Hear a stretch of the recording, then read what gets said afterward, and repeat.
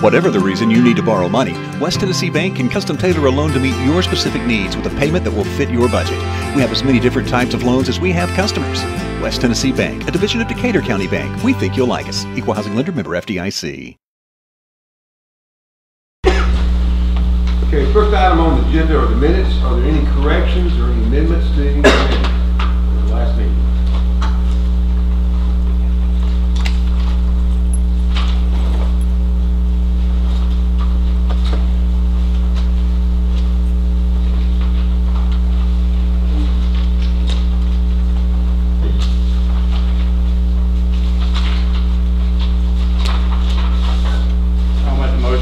Accepted as written. We have a motion to approve the minutes as presented. Do I have a second? Second. I have a second. All those in favor signify by aye. All opposed signify by no. Motion carries. Next item on the agenda are accounts. There's no vote required on accounts. Does anyone have any questions on any of the bills? And if you do, please give us the number.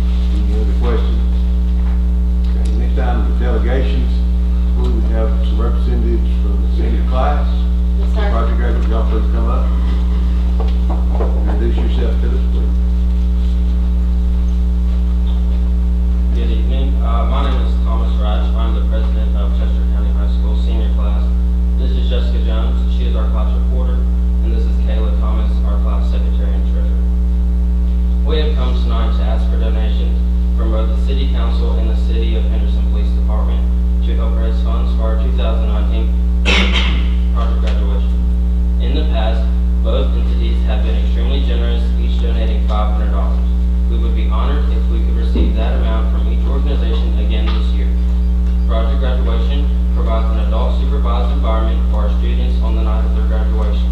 We know the state safety of our students is the utmost concern for all of our Henderson citizens, and we want to give our students a fun and secure evening in order to make sure that after graduation, they will be able to pursue all of their ambitions after high school.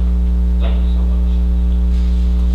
Well, I think this is something we budget every year in the budget, and we always like them to come and see us, so.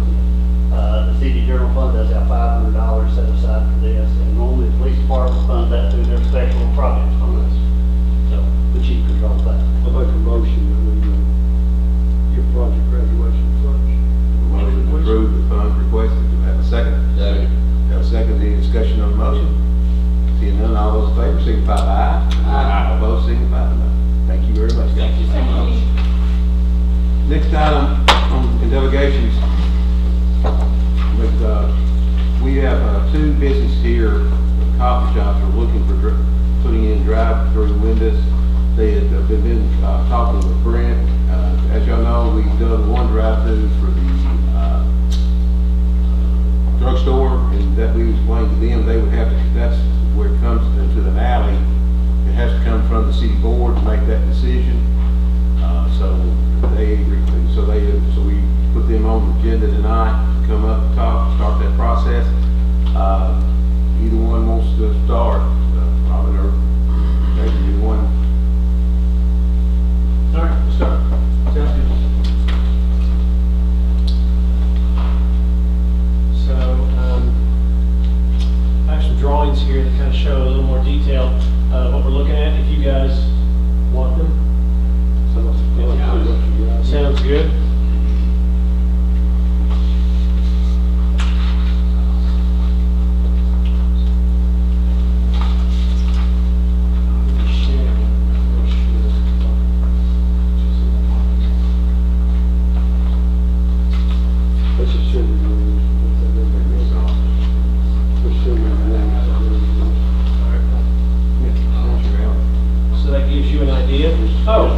This will help too. I'm sorry.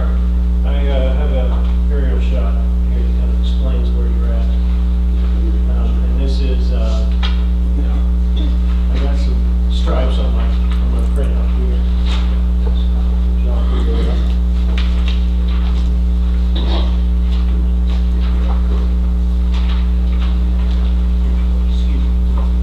Okay, you got it.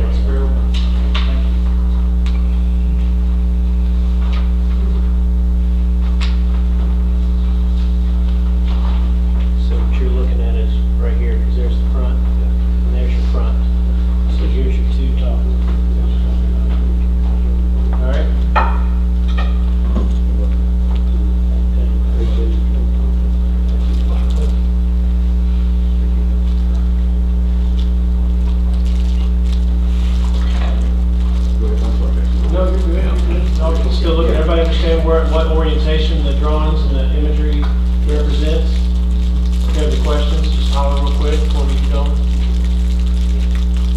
Okay, so basically what we're looking at is the existing Vessos building that's on Frick's properties. Okay, he has the building where Diplomat, 8th Day Pharmacy, our 8th Day software is, and the one right next to it, of course, where his clinic is, and where Vessos was attached to it. There's an alley right between there. If you walk from Main Street to the end of that alley, there's another alley that intersects that, and that's the back of those buildings. That's the alley where I'm talking about putting a drive-through. Okay. What we hope to do is have a message center on one side between the doors, between 8th Day and the MRI entrance, and that's where your message center will go, where you pull up and order, or you pull up and order 76 lattes and 46 regular coffees, and then you drive over to where it's marked on the illustration where it says back alley drive-through window. Okay, where it comes out and it's right there. You've got the drawing twisted. Main Street right here. Yeah, this is where I'm sitting. This is yeah, okay, so that's where your flow is, but I mean, according to this, you're going straight down here. Yeah, that makes sense. Turning. You're not turning at all. You're not You driving have down to here. come in off of Washington. That's correct. And come through, so this That's is the way correct. I want to see it flow. Okay. It's the All way. right. All right. Yeah, now I just to make sure. Okay, so yeah, that's the direction that everything's going. Okay, so you'll order there at the previous spot, and then you'll drive on through, and you'll pick up your order at the drive-through window when it's ready, and you'll exit and party on. Have a good morning, good day, good afternoon, good night. Exactly where is the order being placed at based on this map right here? Because I can't. No, it's not written on that. Well, where is it Okay, exactly? right here. So here's where you're picking up. This Right. window right here is where you're picking up right there. Halfway down the alley. You're ordering right here, in the other buildings. Okay, so you're coming in here, you're ordering here, and you're driving down and you're picking up So here. actually, it's not even anywhere near on this map. That's Back correct. up behind. That's the reason why I have this, that's correct. Okay. Yeah. So what I'm doing here by showing you this is also where traffic comes in. See this truck that's entering this alley? That's where people would enter. They'd order, and then they come down here, and they would pick up. Okay. Good? All right. So that's what we're hoping to do. That's what we're hoping to get approval for tonight. So, any questions? I have several questions about it, flowing the way you're doing it. Several reservations. Okay. First of all, I think everybody on the board is pro-business. We want to do what we can for businesses in the town. The way this is set up, I have some concerns, about 2 or 3 concerns. And I've driven through that alley once I found out it was going to be there. Based on the drawing, I'm concerned about this, how much your pickup window is going to stick out on the alley. Okay. The pickup How window. far is this drawing out? The pickup window will extend the exact distance that the existing deck extends on the back of his building, which is 4 feet. That's one concern. My primary concern and where my real reservation is coming down that alley when you're trying to get out onto north, to go up to the bridge or back to the right to go to Methodist. It's blind. You actually have to stick part of your car out in the street, and Chief, you might address that. You have to stick part of your car out in the street to see, and it's bad enough as it is without us creating something that flows that way that will dump traffic out there. People turning, that come over the bridge and turn left to miss the traffic light because there's no turn lane to come down by the Methodist church. A lot of people do that, myself included. You turn and you're not going that fast, but you're coming down a hill, so you'll be going 15 miles an hour in a hurry. And somebody's trying to come out of a blind spot right there. I really have a lot of concern about that, creating a situation where we're flowing traffic to that spot. That's one concern I have. So the question about that is, how was that addressed when Dr. Fricks had his clinic and lots of people were dumped off at that back alley and then continued through and pulled out, did the exact same thing? Because that happened a lot, and they had ambulances and things like that that would come, I mean, I several don't know of how them. they did it, but they would go, Chief, you may know, but that time they could flow the other way, couldn't Well, they always went that way. Yeah, they went that way, but that would have to definitely, that whole deal on that end there would have to be all one lane, one way. One way. Yeah, to do that. But to address what Keith was talking about, we never worked a lot of wrecks there that I know of, but I do know, pulling out there, you do have to be out in the street to make that left turn first. Because of that corner of the building. That is a concern, but we hadn't worked, I don't know, a lot of wrecks on the way. I don't remember. I don't know any wrecks there now. I drove through there myself, you've got to pull all the way out where you can see, you've got to pull the whole front end of your vehicle out of there. You've got to get out enough to where you can look, so it is it's a potential for stuff, whether we had into there or not. Yeah. I don't know if you don't even, I don't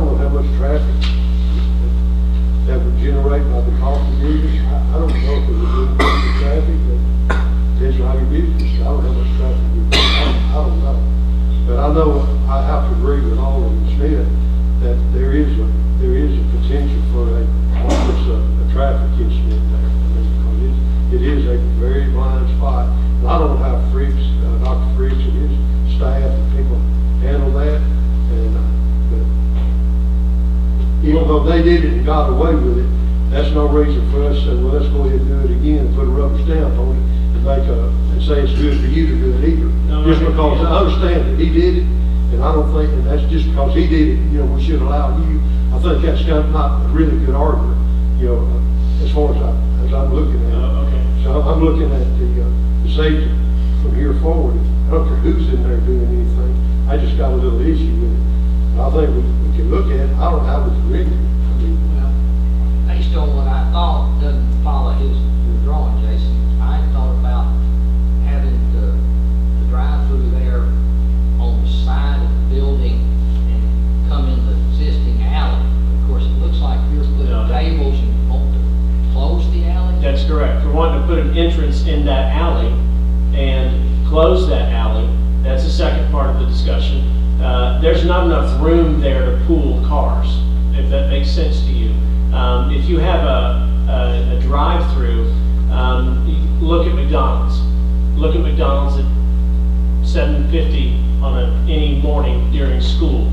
The reason that there's traffic backed up on Main Street is because they don't have enough room to pool cars who are coming into the drive-through to get breakfast. And that's a concern with drive-throughs, okay? Now, am I gonna have as much traffic as McDonald's? Well, I sure hope so. But who knows, okay? I highly doubt that we'll have that kind of traffic, but there's no way to do that on Main Street, okay? So by putting it in the back alley, it takes the problem off of Main Street, completely off of Main Street. I don't think we could turn through the alley and. No, you can't. Off Main. I think that'd You be can't. worse. That'd be worse than the other way. Once you get to the back alley, you can't make a left turn there. You have to make a 3-point turn in order to turn left, so I then don't that's think that would not. have to be out of the way. I see that. That's.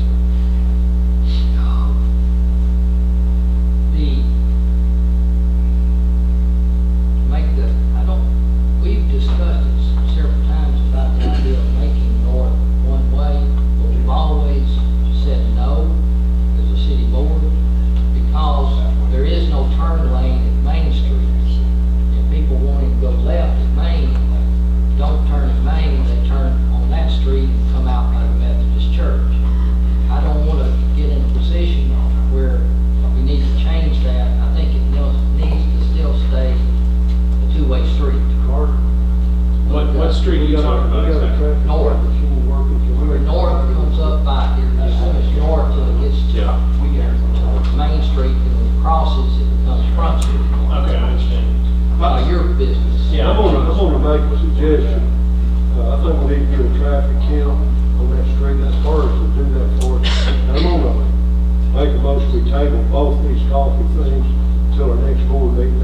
Let him get a traffic count on that. We also might need to get a 2-week traffic count down on the alley where she's wanting to do the other one down at the urban house. Both, I believe it's both of you. both are behind Urban House, is that correct? It is. I respectfully request, but we have one of our police officers do that, either chief or assistant chief, have someone to take a look at that. Yeah. That traffic and stuff. Well, what we're doing this year. Yeah, especially the safety issue and everything like that. Because where I come through, I don't see a lot of traffic. I don't either, really. I just like to have a count, kind of get, before we go out and make a decision, let's just do a little bit more thoughtful study on it. One thing we are going to do has nothing to do with what we're talking about now, but we are, in the discussion we're going to have concerning industrial building on 60 Record Drive, request we're going to have tonight is to have a work session somewhere between now and the February meeting. What we could do, if y'all want, it's up to the board. If you want to, we can add that to that work session. Just We push it far enough, but we need to push it far enough down the road so he doesn't have time to do the study. That's what y'all want to do. He needs to have time to do the study. And I think there's also going to, board members need to talk to the have opportunity to talk to the people who's fixing to put these businesses in, what they're asking to do, so they'll understand it. I myself have talked to them on several occasions, back to this, on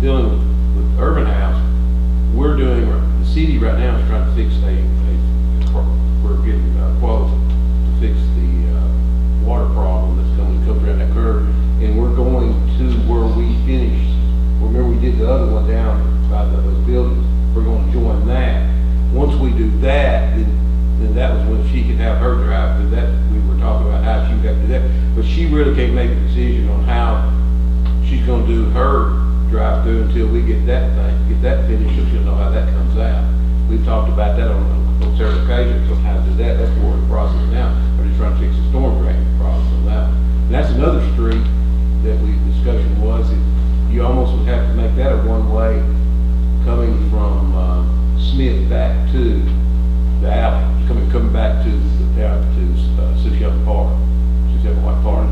We were talking about that one to make that work. So there's some discussions and the questions getting answered, but like I say, this is the city county, this is y'all's call, I guess, and I don't know. If you do have that other meeting, is it possible for me to attend that meeting? Yes, In case you have it's other a work questions? session, open meeting. It'd be advertised That's where, and everything, just like the that's where I'm saying, where we can all sit down and get tables and sit Yeah. and get stuff out and. Because I know you have questions, and I want to be able to answer all your questions. I don't want there to be anything out there that you don't know or don't understand. I want to be able to, This type meeting was actually for you too. Okay. I think this would be more time where y'all can sit and show, it'd be the time to show, I want you to understand this on my part of it. This is that the city of Henderson is downtown area. And do we need to do something? Yes. I go to other cities and look, and things are happening. And for you to come up here and to want to do it for the city of Henderson, I'm very proud to see that. But it takes a collective group to do it, because we also have to answer to the citizens of Henderson. So doing it collectively as a group, it makes it all worthwhile, because everybody not buying into it. So I think they should work out. And I'm certainly not opposed to the idea, I just want to make sure we do it right. I hear you. I don't want us to let you go down and do what you're gonna do, and us come back 6 months and say, man, this is not gonna work, we got to shut this down, we can't do it this way. Yeah. And then we've messed you up and you invested dollars and money and put your stuff in there. Yeah. I think we just need to have it right in front of you. That's why where I was coming from. No, I don't have any problem with the questions. I just want to, yeah. And if you've got any other questions that I can answer, I mean, just throw them out there. My thing is, just let us look at it, when we come to this work session, you come along with No it. problem. And we'll see what we can come up with and how we can address some of these issues. All right. Are you asking us to, on the alley, the alley where you're showing the tables being put, are you asking us to close that and turn it over to you, or what? I don't know how you turn it over any more than you turn over the alley that's next to Sushi Up White Park. I mean, who owns that alley that has those coolers there? City still owns it. The city still controls that. And who uses that alley? No one since except just to put the grill in when you. When I used to do that, the Parks Commission used to use this, really rapper used to put tables there and stuff like that, so. The thing was Yeah. one was to keep traffic, because trying to get on Main Street, it was. Yes. Trying to keep traffic from cutting Main Street at the red lights. I guess the main thing on the alley is there's nothing put in there to be fixed permanently. No. That could be moved Well, out that's the anytime. question. That could be moved out anytime or stuff like that. Yes. I'm worried about, the reason I brought it up is there are certain services, I don't think we know what's buried in that alley, do we, Jim? We haven't done a locate, I'm not sure that what the utilities may or may not be in there, I have no way of knowing right now. But all that on both alleys would have to be clarified to make sure, because with this order window thing, or, Yeah. y'all gonna have tables, we've got utilities, so there's a lot of issues that's going to be worked around.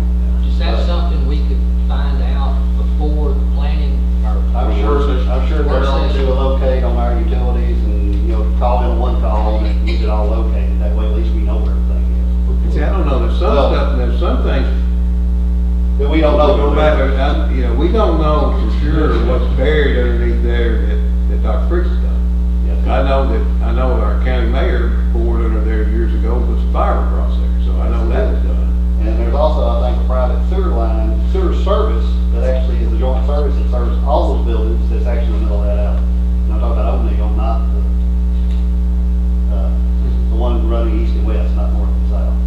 Well, my main concern is, I would get the traffic thing on the north, and then also on the Bolton, I believe, if we could get maybe a 2 week, and that would give us, if we make it February, just gotta set a date that y'all wanna do the work. Or at least you go get that done as soon as we can, and just see how much traffic comes through there. I don't see a lot of traffic. I'm not there watching every day all day. Yeah. And this is accounted for. We'd be surprised about the amount of traffic that comes down north, off, turns left about the bridge and comes down. That would be what I want to count. What's coming, That's what I'm- what's turning left. Currently, because the type of businesses that are open or closed on both these alleys, a traffic count on the alley is really not gonna tell you anything currently, because the businesses themselves is what's gonna generate the traffic. I want to know what's on north. I want to know what's turning. You wanna know what's on north. North, that's what I want. And then what's coming off, turning on to Bolton, I guess. Yeah, yeah. And I know the business owners hope it increases greatly too, because that's what they need. yeah. That's the whole point of doing this, so. Rob, you got anything you wanna add on yours? Like I said, hers, like I said, we trying to deal with storm problems, hers and with the beauty shop. When are they gonna start to work on their storm? That, we're waiting on that water. That water came and told us how he's gonna do it. He's supposed to come back with a quote to me, and as soon as we get the quote, we're gonna start doing that. That's, we're waiting on him. Good deal. Probably yours is gonna be done a little different from Jason's. Yours is not a, Curbside service pickup. just. I don't need any cables or wires, just so you know. You're just gonna have a door there or a window Which there. is a 3x3 foot build out. There won't Just be for the order, convenience of the no, customer. if yours will. They could, but potentially they would call it in. Internet, call in, place an order on a mobile app, things like that. The stock. One thing about hers is that one thing that she has to deal with, it's a little different. We got to deal with water that comes in, which is something Brent has looked at. We've all talked to her, somebody like that, it's can be done. The biggest thing for us is before she can do what she needs to even consider doing, we got to fix the drainage thing. That's what we're working on, going all the way back to the beauty shop with Slayton, trying to take care of hers too. I think Atwater gave us a solution how to do both of those that will solve that problem. But that's something it's just like I said, a lot of water with everything, and a lot of water comes around that curve. So we're working on that. Do you want a proposal then for when we have our work? Well, I'd say when y'all want to do, when would be a good date? I figured probably a week before. If we're going to have to do traffic counts, I would shoot more than 3 weeks down the road. Give me some dates. 3 weeks will be January 31st, or you can go it one more week past that on January the 7th. Let's do it on 7. Give Which it will be actually 4 weeks from tonight, one week prior to the meeting. Yeah, do 7th February, that would be done. February 7th? Yeah, we're going to have that, and also realize that there's other We meant February, sir. Yeah, February the 7th, yes. Y'all want to do it, what time? That's 6, yeah. Okay. We'll schedule a meeting for February the 7th at 6. We're also, because like I say, with this in the industrial building, what our options are doing with that, when we get down to that item, we'll throw that on there too. We'll do that last, but that's when we're going to do work session too, to make a decision on that building. Maybe those folks be done something to the other drain down there and got that. So I don't know. I think this is one of those deals trying to, concrete layers are hard to come, to get to come. I guess they're in demand. We have things to do. We go a couple of months before we can do them. We just kind of work him in. He's out of Jackson. Depends a lot on the weather too. You're right, it's on this weather and it's kind of weather, but we've got to fix that problem before we can do this. That's got to be fixed before we can do this. God, was sick, she could do it on the 7th, we'd back it up maybe with the 5th if we needed to.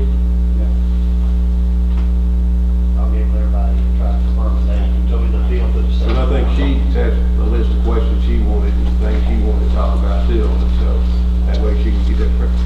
And my suggestion, just to everybody who's involved, is talk to each other before, there's a lot of, it could be simple that y'all go sit out, go walk out there with Jason, let Jason show you what he's fixing to do, and look at it instead of sign. Same way with Robin, going and showing this is what the city's plans on getting done, if we can ever get our guy to get there. But then after that is, this is what I plan on doing. I think it would help if everybody gets a chance to see, go sit down with these and let them show you what they're doing. completely welcome that. So we need to meet before the 5th of the 7th to do that. Can do. When we have something to sit down and talk about something. We definitely work both of you, because I do that. I don't want to hinder any business opportunity that anybody wants to come here and do it. That's the last thing. I've been known to drink a cup of coffee occasionally, so. But, no, we want to make it, we just had some concerns, and I think Donna had some other questions about getting garbage trucks. Well, I know that said that, but let's be honest, guys. They pick up garbage on White Avenue, there ain't nothing more than a truck pick up garbage on White Avenue. I mean, he's I don't have any issues with that, the city services. It's just, I don't want to create a safety issue, especially down there, coming out there. And I understand that Freaksville did it. I just didn't know what was in place then, that's all. What he did, we didn't know about. He got, but the main thing, it might be better to do things, don't ask permission, ask forgiveness. So that's basically what he did. He did what, but anyway, I don't have any people came in by stretcher or anything like that at all. Don't have any counts or, Yeah. And that, at least we can get a count on this and see what's going on, and maybe if there's an issue, we can stem it off before it starts. All right. Anybody else have anything? Do you have anything? All right. Are there any other delegations you'd like to address the city board this time? Any other delegations? Okay. Next item is to hear from our auditor. Mike, good to see you. Start off with asking for forgiveness for standing you guys up. I had a little personnel issue that popped up and that had me preoccupied. I do apologize. Thank you for letting me come this month. I also apologize for that handout I gave you. I told the copier to staple it in the top left-hand corner, and somehow the copier thinks the top left-hand corner is the bottom right-hand corner. So maybe it's time for a new copier. They can't find a good help. Okay, we delivered to y'all about 6 weeks ago the audit for the year ended June 30, 2018. Hope you've had a chance to look at that. I won't go into detail, a whole lot of detail on it unless you have some questions. It's about 90-something pages. It's I like talking about it. I can stand up here and talk about it all night, but you guys will probably go to sleep because it's talking about financial statements is inherently boring. Anyway, just to cover a couple of high points. Number one, why do y'all have an audit? Well, the biggest reason a lot of people have an audit is state law requires one. The comptroller does. The federal government requires one if you have enough federal money that you receive. And those are the legal requirements. But beyond the legal requirements is that it's good for you guys as the elected body that governs the city to have some transparency and accountability for the finances of the city. I suspect, knowing you all, that you would have one anyway, even if somebody up in Nashville wasn't making you have one. Okay, one thing I want to cover is the responsibility of everybody involved. If you look at our audit opinion in about the second paragraph, there's a paragraph that's headed up management's responsibility. And the financial statements are your responsibility. Quite often when I deliver these, I hear people talk about your statements. Well, they're not my statements. The only thing that we own in those statements are 2 letters, and the rest of it's yours. Now, we helped you prepare it. We assisted in compiling the statement that we attached our audit opinion to, but they are your financial statements. It's our job to give an opinion as to whether or not those statements are a fair representation of the financial condition of the city and the results of operations.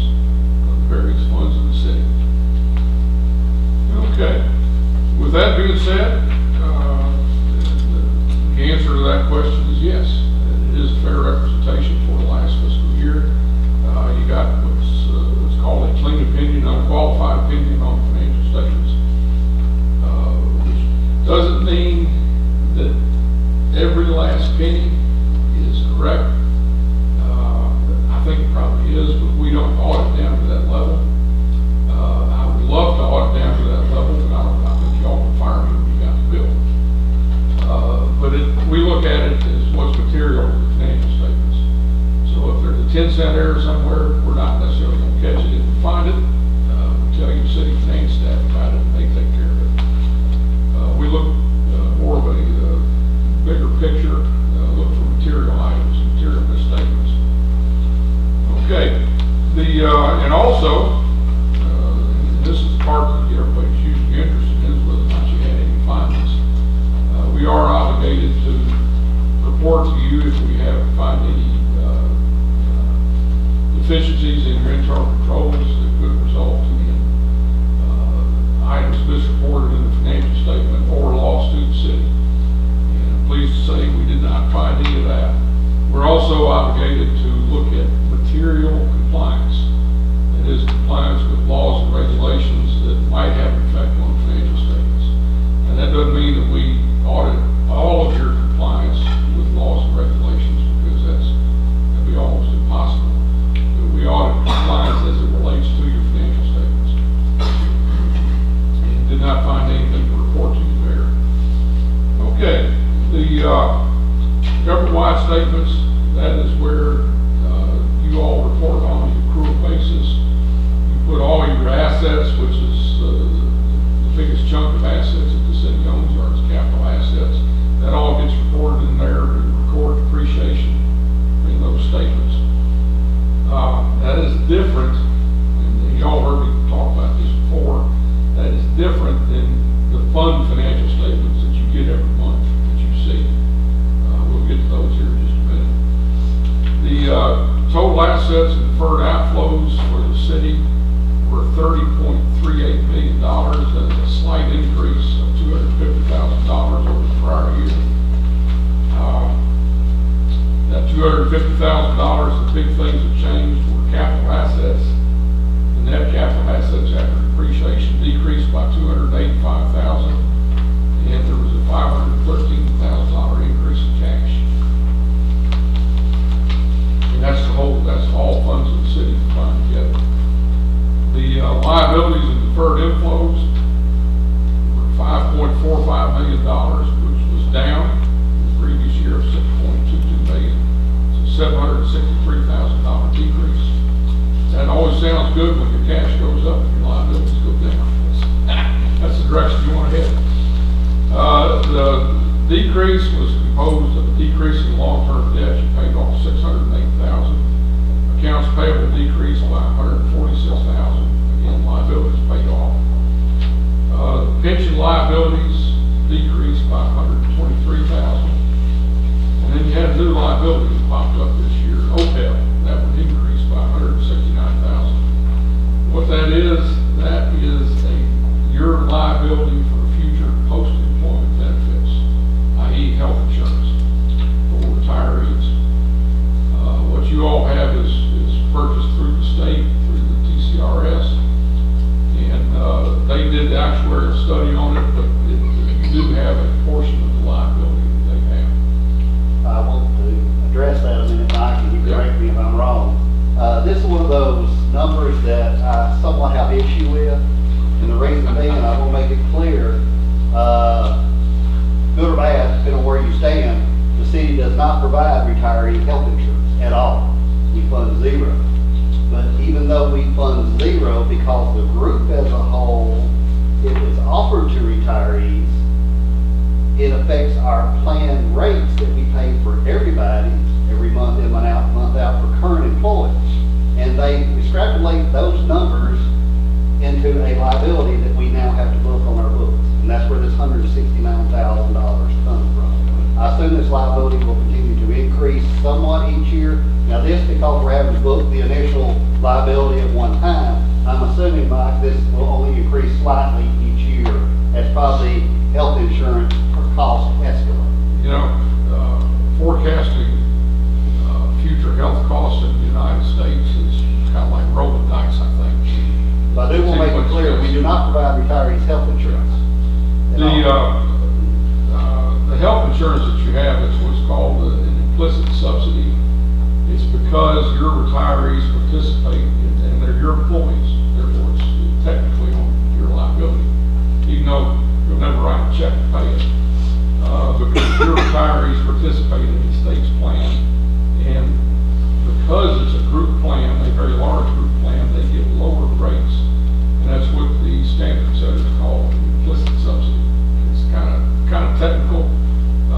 personally, Jim and I discussed this, I personally don't agree with it, but I don't make the rules, I just live by the rules that somebody else makes, so. It's not anything that under the present system, you're ever gonna write a check to pay. It's just a liability that's out there that'll go up and down each year. Now, it's possible that, who knows where healthcare is going in this country. It's possible this could all go away one day, depending on how the country as a whole handles retiree health insurance. There is a discussion ongoing at the state level right now for local governments that will allow a city or county that participates to opt out of providing retirees this option. And part of that is coming from this liability that everybody's suddenly having to book on their books. But I don't want, it's one of those things, if the city opts out, it may save this liability, which I still question whether it will or not, because technically we're still in the same group. So this is all brand new, just happening this month, but it's my understanding it did pass the insurance commission for the local government plan. So it will be an option offered to us to opt out, which will change this liability or eliminate it. I'm still going to do research, because if you ever opt out, you cannot go back. So this is and could affect retirees. So I want to make sure this may be a discussion for budget time or down the road, depending on this liability. So that's a long discussion that we may have down the road. Just make it The other unknown in this is, as I said, they're your employees who are retiring and taking health insurance benefits through the state that they're paying for. And this liability is generated by the difference, the savings they get by being a very large group plan. It's an unknown. This is somewhere down the road that the state might start saying, well, since they're your employees and they're benefiting from this, we want you to contribute. I mean, they don't now, but that is always a possibility. So it's kind of like it's kind of a moving target. But, to echo what Jim said, that $169,000, that is not anything that you are writing a check to pay. It's just sort of sitting out there. And if things stay as they are now, you probably won't ever pay it. It'll just go up some years and go down some years. Okay. That's probably more than any of you wanted to hear about post-employment benefits. The unrestricted net position, that is essentially the net worth of the city, is $5.01 million, which was an increase of about $500,000 for the year. The total net position, that is your total. The unrestricted net position is essentially what you have to spend. And the total net position was $24.93 million, which is about $1 million increase for the year. Okay, the general fund. Assets for the year ended June 30, 2018 were $3.11 million. That is a decrease of $260,000 from the previous year. Cash decreased $152,000 and your receivables decreased to $108,000. That's pretty much what makes up the assets of the general fund. Liabilities and deferred inflows were $1.17 million, which was a slight decrease of $51,000 from the year before. Okay, fund balance. June 30, 2018 was $1.95 million as compared to $2.17 million from the year before. You did have a decrease of $217,000. We looked at that to see what the cause was. What we don't like to see is your fund balance went down because your normal revenues and your normal expenses, property taxes that you collect, sales tax that you collect, paying your utility bills, paying your salaries. We get a little concerned if we look at that and we see that you're spending more than you're taking in on normal operations. And in analyzing that, most of that decrease in fund balance was due to increased capital outlay. We had bought a couple of big things last year. And that's,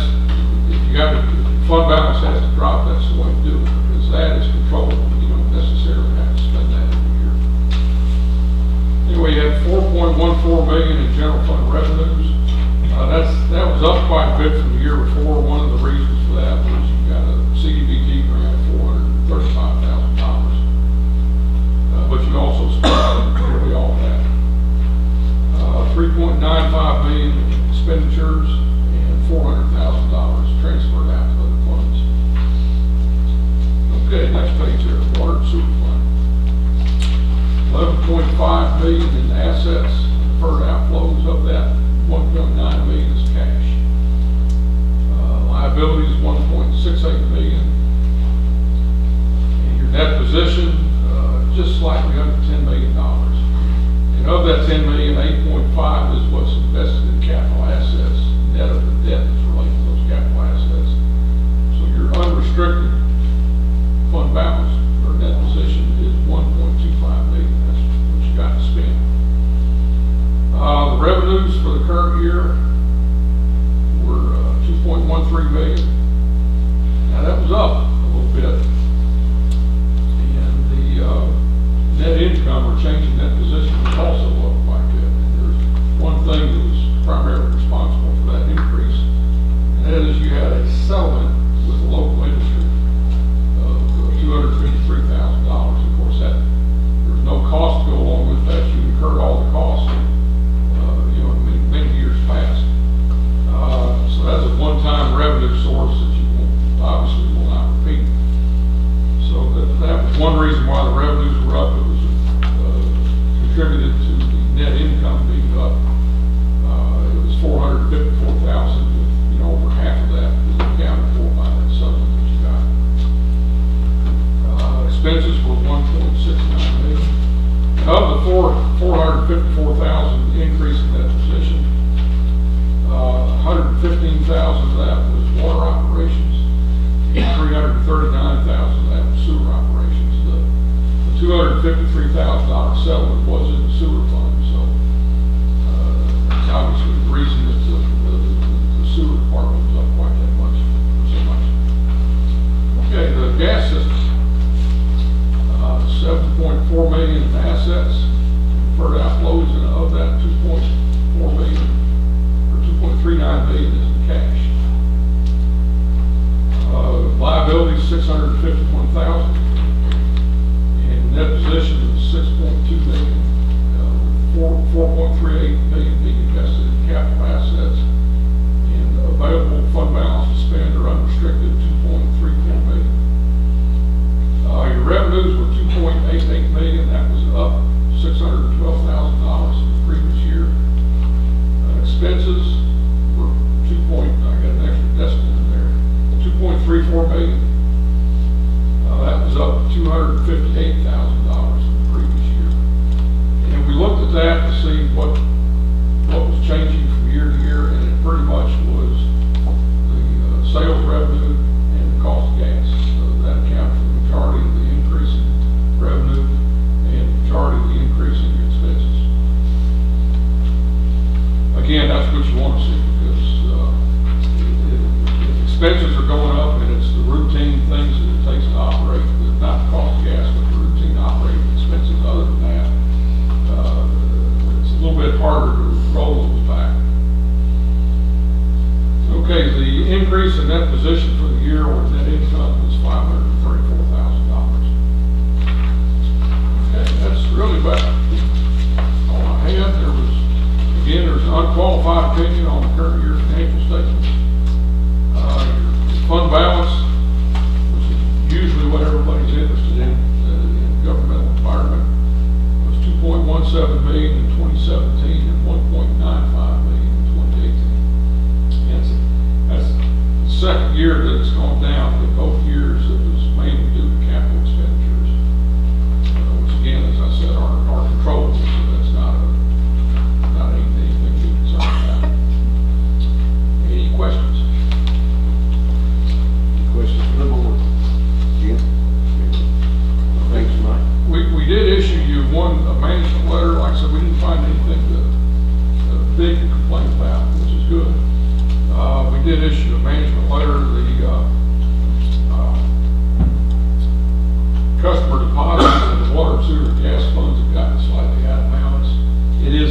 keep those in balance. I've been doing this for 40 years and I've not run across anybody yet that ever gets it right down to the finish. And our recommendation to the finance staff is just check into that. If you can't figure out why it got out of balance, usually what happens is you refund the deposit that maybe shouldn't have been refunded, or usually that's not it. It's somebody no longer a customer, their deposit doesn't get applied against their last bill, but their deposit gets removed from the deposit records, and it throws it out of balance with the generator. It's not a big issue, just something to work on. Is there anything from a governmental accounting standpoint that we as a board ought to, that's coming down the pipe that we as a board ought to be worried about, concerned about? No, the OPEB was a big one that everybody was been worried about. It didn't impact you all as much as I've seen it impact other clients. We got clients that got millions and millions of dollars of OPEB liability. There's nothing earth-shattering that's coming down the pike right now. They keep issuing standards because I think that's how they justify their $300,000 and $400,000 a year salaries.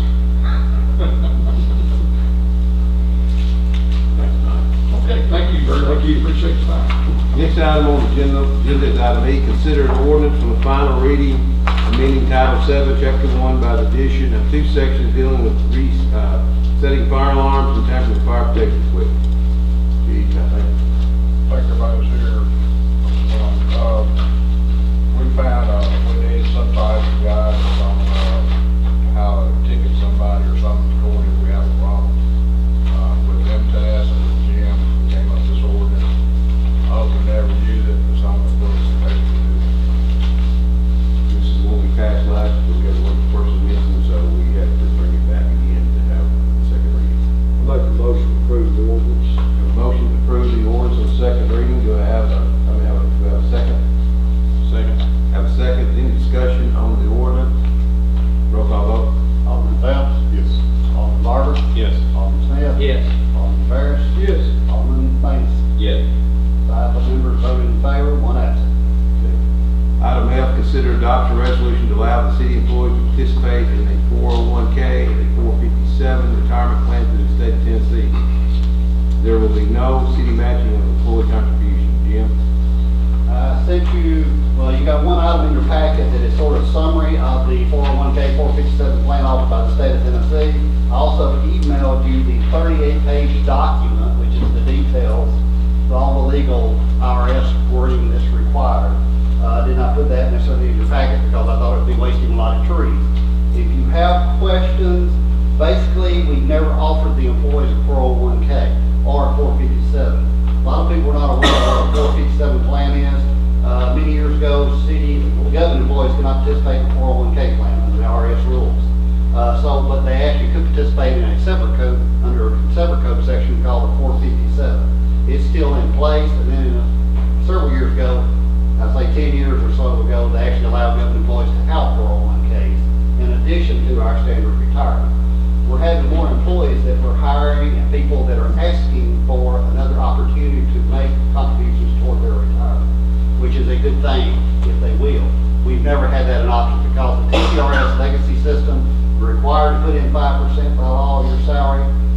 You cannot make any more than what the plan gives you. It is a set amount of money. So an employee cannot make another contribution to anything else that would be a tax exempt unless it went to the bank or Edward Jones or another investment firm and made an IRA or an investment in 401k there.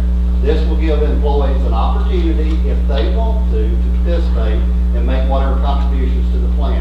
It's like a standard 401k, 457, where you can go to different investments, and it's totally up to the employee which ones they invest in, what kind of risk and rate of return they get based on the stock market or the mutual funds, or there's also some fixed rate investments they can have for security reasons. So this will, if we pass these resolutions, it will begin the process to allow us to do that. The city is not going to be matching anything. I think everybody's aware of what we're having to pay for the regular legacy system, being 15% of salaries. We can't afford anymore, and don't know that may also increase in the future. But the only thing we're going to be out of this will be a little administrative time, and labor is not Diana over here will be handling the administrative end of it as far as, making withdrawals from the employees and actually investing those, not investing them, but depositing them with the state for the investments. So I'll answer any questions you have. There's actually 2 resolutions in here we do have to pass. The agreements are in there too, in that packet that I sent you of 38 pages. I'll answer any questions and anything you want to know. I think the TCRS people did come down and talk, or the state people did talk to all the department heads and made a presentation there at our department head meeting, so they're aware of this and the opportunity for that in their voice. I don't have any questions. I just we need to make a motion to pass both of Both them resolutions. at the same time. That's fine. I just make a motion to pass both the resolutions. Have a motion to pass both resolutions. Do I have a second? Second. Do I have any discussion on the resolutions, either one? 401K can be a Roth also. Yes, there will be a Roth 401K option also, which is a after tax contribution, and then I believe the principal and also the interest is all tax exempt whenever you draw it out. And like regular, this is the standard IRS code 401K, so at 59.5, you can start drawing. You terminate your employment, you can either leave it or transfer it to another qualified friend or withdraw with the penalties, depending on your age, etc. Roll call vote. Mr. Phelps? Mr. Barber? Yes. Mr. Smith? Yes. Mr. Ferris? Yes. Mr. Mays? Yeah. All voted in favor. Both resolutions passed. One other thing I want to mention, will be offered to any city employee, including part-time and even board members. I didn't know that when we initially started talking about this, but it is offered to elected officials also. So,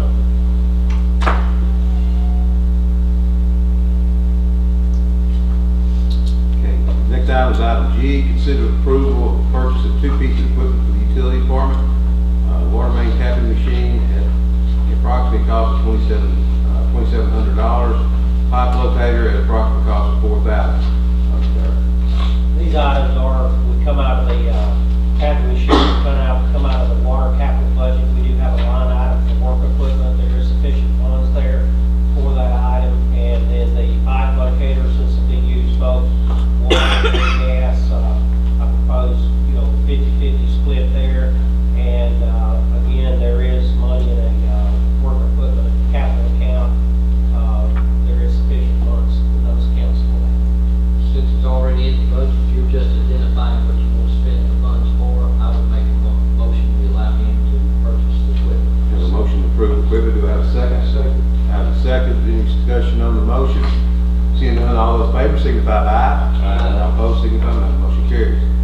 And item 8, other business. As a lot of y'all know, our building, at 60 Record Drive, our industrial building, which Neo leases from us, the lease runs out. It ran out at the end of December. So now they're on months I'm not. We're at the point of asking y'all to make it, where do you want us to go with it? Where do you want us to, one, continue leasing or try to renegotiate the lease? I don't know how that status is. Do you want us to, or are you entertaining the option to put the building up for sale and try to sell the building? Or is there an option out there maybe the city can use the building?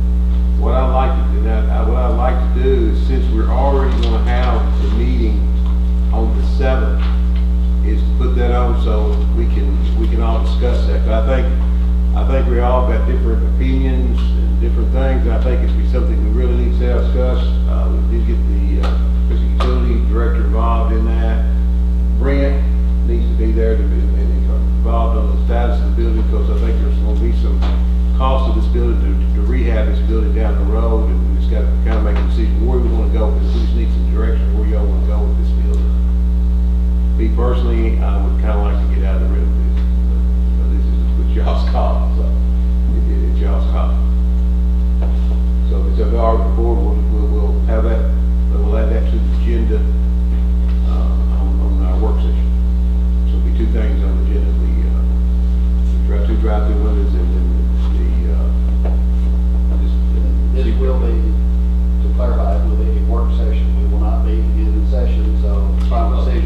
be made. I think we're even on both. I think on both, Yeah, there's always gonna be the work session, so you can tell your opinions and everything else, but really, we'll be back here in February, making decisions on the meeting, deciding how we do handle each one of them. It will be an advertised meeting. Yeah. And we need people there to talk about it. I've tried to reach out, and I have not had luck reaching out to, Tom and Theo, and that's a lot of, so I take some responsibility for that, but some I just miss each other. To try to, because I need him to definitely be advised of needing to be here for the meeting.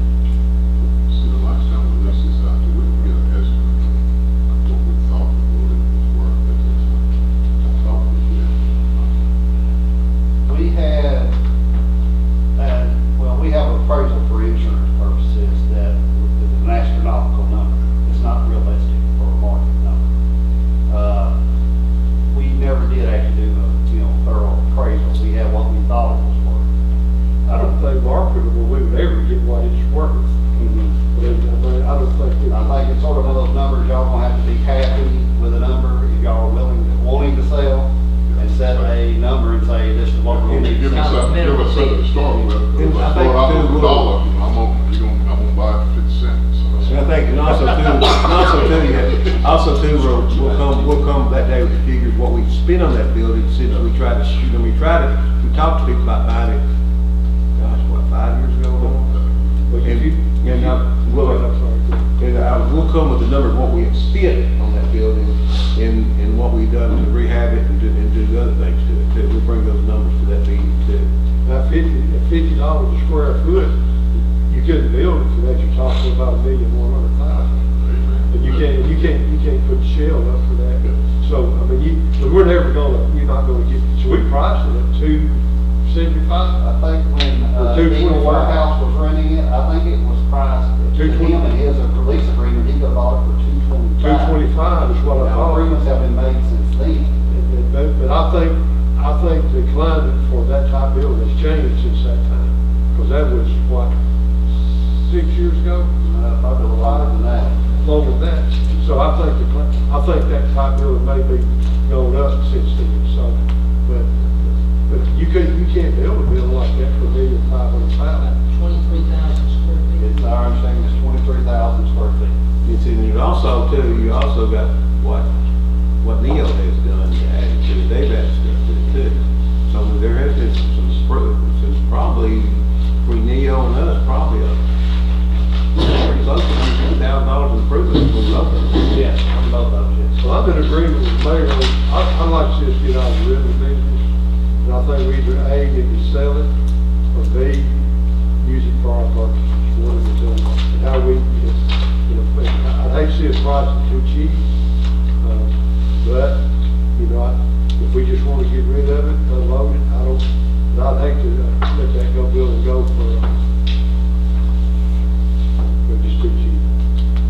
I've got a price in my head, I went to the working session. The only thing bad about the government, we try to sell something, everybody thinks we need to give it to them because they're hiring somebody and we're supposed to about that. So Yeah. I've already with that battle with Southwest and selling that building to Southwest. Steve, you got anything? Brett? I'm sorry.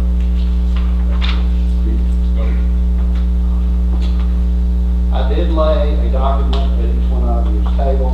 Under state law now, utility board members, and in this case, y'all are the utility board, do have to attend 12 hours worth of training.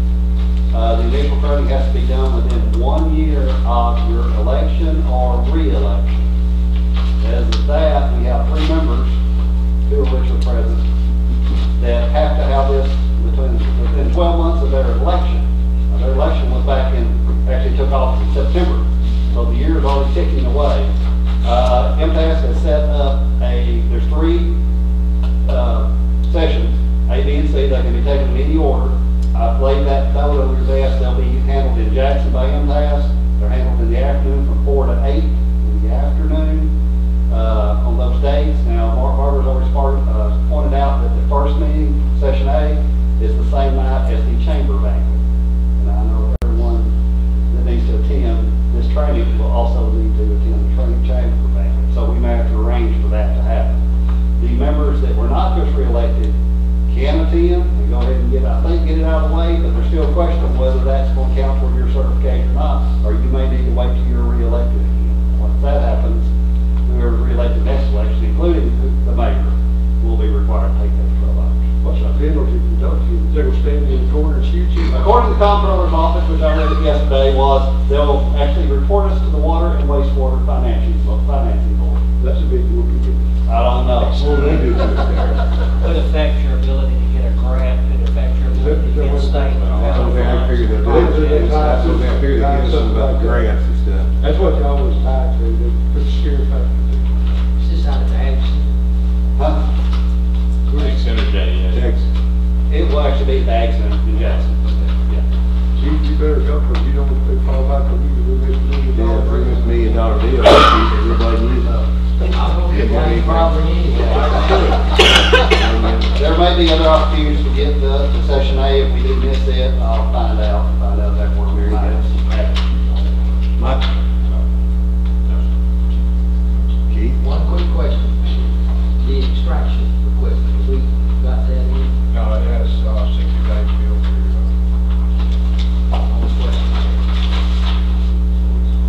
I just want to make sure we get those traffic stuff, the other than that, I know y'all get that, it's gonna be kind of a hectic thing between now and when we meet on the 7th, so we can, The only thing I was going to call her out when she's here, she took, Emily Johnson was in Nashville today pitching our site grant at the industrial park. We've gone through it. I think that we should hopefully go back to get that grant. I think now it's increasing, so I think we're eligible a little bit more than we thought we were. So.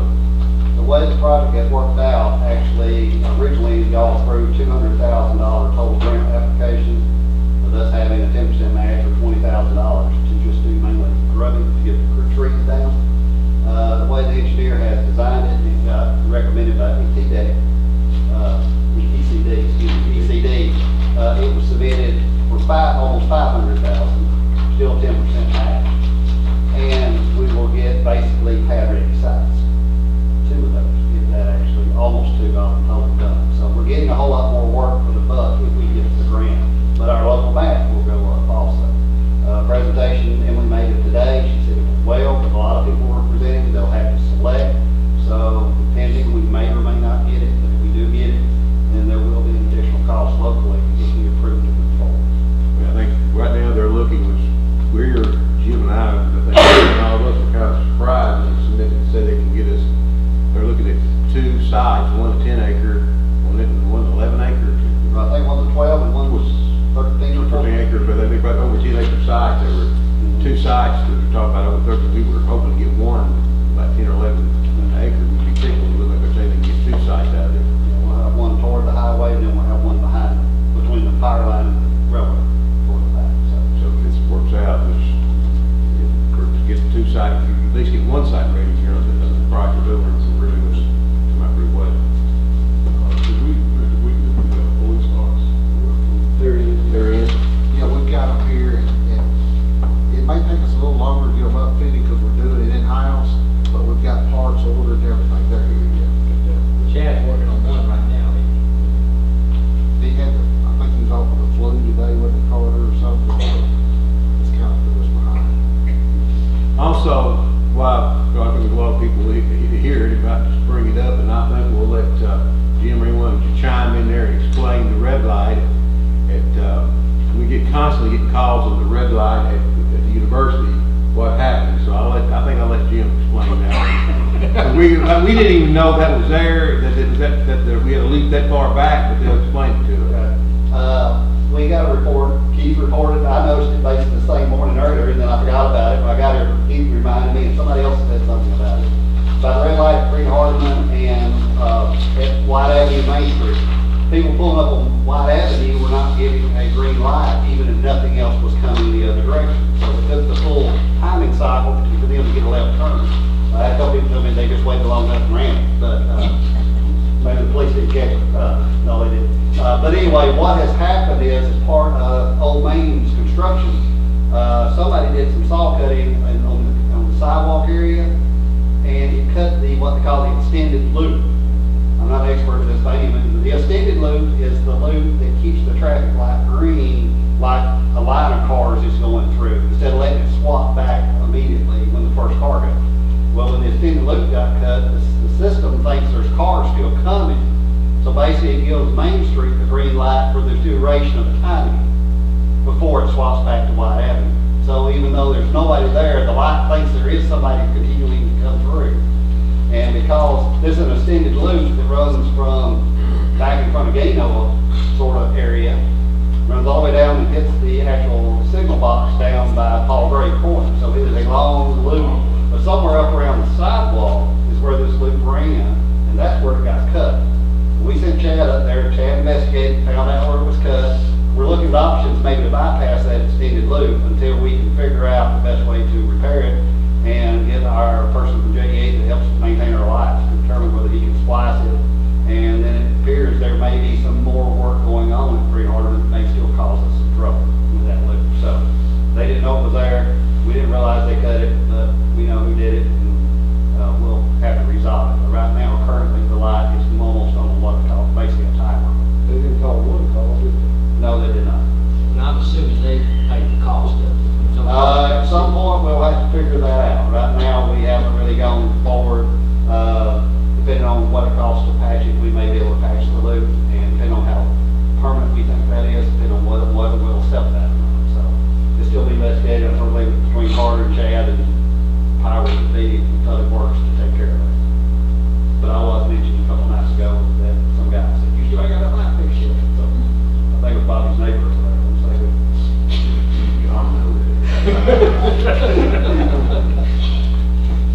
Anyone else here would like to address the board about any other thing?